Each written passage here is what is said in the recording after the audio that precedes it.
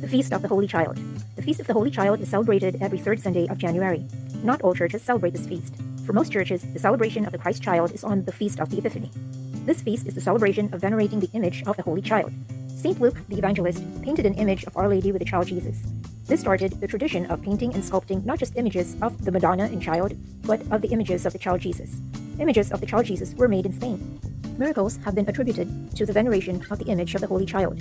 The earliest record happened in 711 AD when the Moors, Muslims in the Iberian Peninsula, invaded the town of Atocha. They captured the men of that town. They did not allow the women to visit or care for them. However, they allowed children, 12 and under, to feed and care for their captive fathers, brothers, and uncles. The children brought food and other needs for them. However, this meant that those without young family members would die of hunger or thirst. One day, a child dressed as a pilgrim came with a basket of food and a gourd filled with water. The gourd hung on a staff. The young child came every day to feed all the captives. The basket he carried never ran out of food. His gourd was always filled with water. Nobody knew who he was, but the captives were convinced that he was the child Jesus. The children spread word about the mysterious child, saying that he was the child Jesus. The women went to the chapel to visit the image of the Holy Child. They saw that his shoes were dirty and worn out. The women replaced the shoes, but soon the new pair would also be dirty and worn out. The devotion to the image of the Holy Child spread. Spain holds a special devotion to the image of the Holy Child. She passed down this devotion to her allies and former colonies.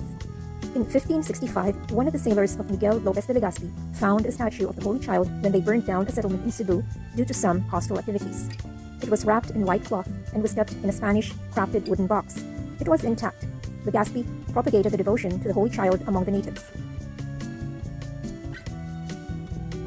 The image was brought to the islands earlier by Ferdinand Magellan in 1521. It originated from Flanders, which was a colony of Spain.